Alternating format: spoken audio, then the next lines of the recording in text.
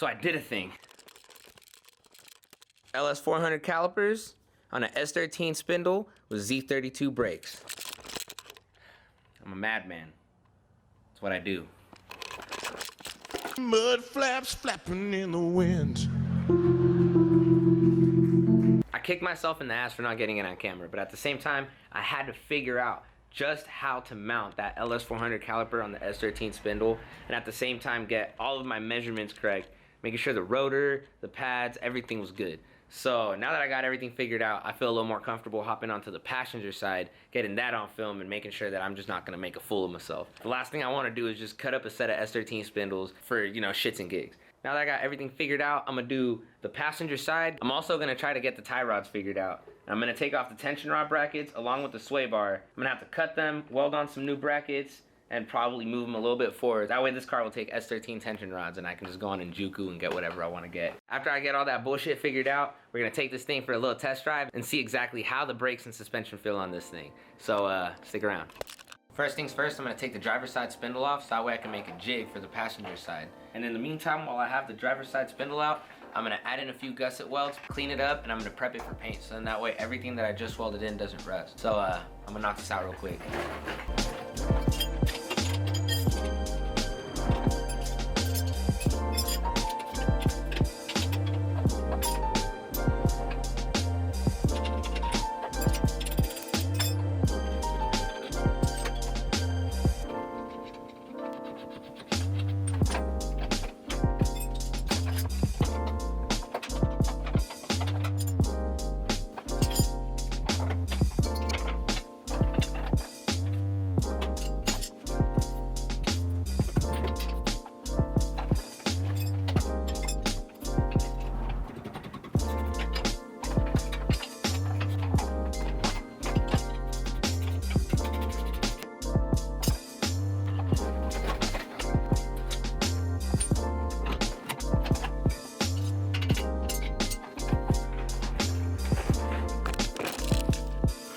So right now I have the spindle off. I figured it'd be a good time to show you guys exactly what I did to get the LS400 caliper to sit exactly where it sits.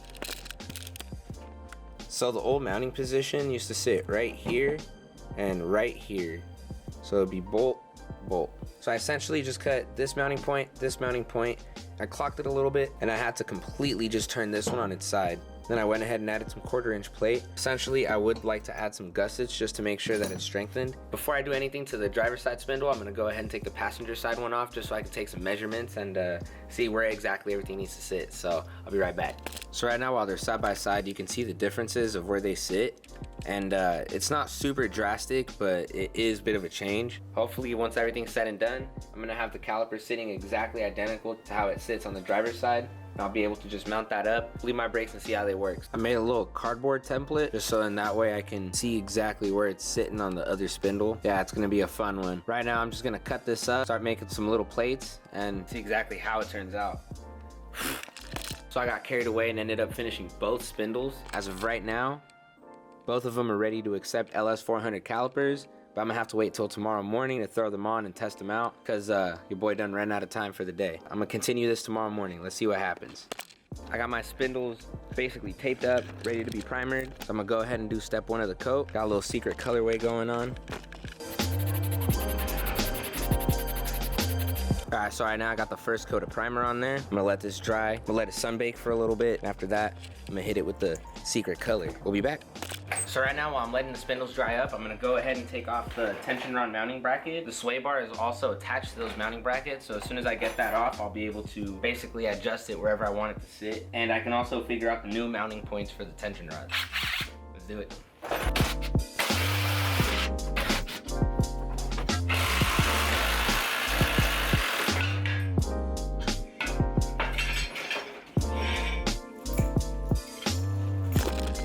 So now that I have the brackets and the sway bar off all the way, I'm gonna be able to basically mock up the tension rod bracket, see exactly where I want it to sit, and then from there I'll be able to weld on some brackets, and that way I fully convert it over to S13. Also in the meantime, I'm gonna go ahead and take off the tie rods on both ends, just so that way I can measure up the new ones.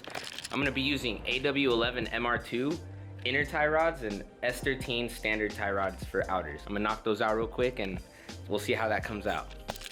So I took the inner and outer tie rod ends off on both sides, and I remounted the tension rod bracket just so that way I can take measurements from the point of the bracket all the way to where it's gonna mount on the control arm. Factory, from the mounting point all the way to the control arm, it's 17 inches. I wanna keep the tension rods at around 13 to 13 and a half inches, so I'm gonna have to add 5 inches on to the tension rod bracket and make sure it doesn't get in the way of the sway bar. So I'm gonna take this off right now, I'm gonna get it on my table, I'm gonna measure it out, and I'm gonna start coming up with some plates that I could weld on there. Let's see what happens. So the whole tension rod situation is gonna have to require a bit more attention. It's a bit more work than what I expected. I'm gonna have to actually look at everything and see how I'm gonna set up the new sway bar adjustment. So I figured for right now, I'll just get the tie rods on, finish up the spindles, and then throw them on and see what it all looks like. So I'm gonna get started with the tie rods first.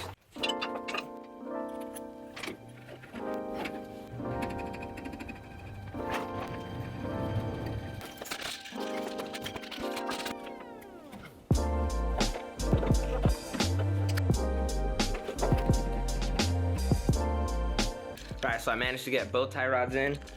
So now we have S13 outer tie rod end, AW11 MR2 inner. Got the boots on, everything's all situated. Now it's time for me to bring in the spindles. I'm excited to show you guys the color. Give me a few minutes and let me get that ready for you. My spindles finally dried up. I'm kind of excited to show them off right now. So that's the color I went with them. I didn't paint the front dust shield just because I figured there's no point. The rotor is gonna be spinning right there. But time to install these bad boys. So right now, I'm gonna get the spindles installed. I'm gonna get the rotors, the hub on there. I'm not gonna tighten everything down just because there's a possibility I might be taking it apart one more time. But for right now, I'm gonna install them and I'm gonna see how it looks.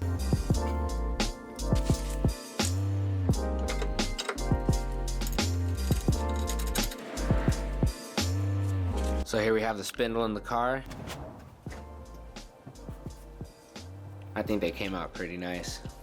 So right now I'm gonna install the brake rotor, the hub, and the calipers.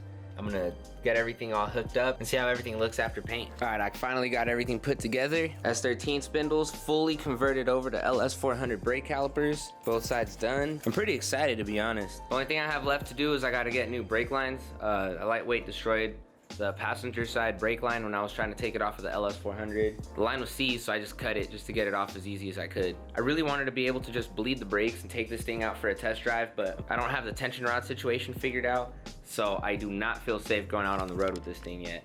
But I mean, judging from where it is now, it's gonna ride super low, and hopefully the brakes are gonna do their job. Sorry for this week's video being a little bit short and not being as content filled as I would like it to be. I do have more stuff in store for this car. I have a 350Z trans that I'm gonna install onto the 1UZ. Once the adapter kit and everything else comes in for it, I'm gonna start putting that all together. I'm obviously gonna be taking the rear end out, and I'm gonna be basically putting together what my idea of its new rear end is gonna be. So first and foremost, I gotta take some measurements of the front track width, make sure everything sits where I want it to. Hopefully you guys enjoyed this week's video, and this was IA Garage.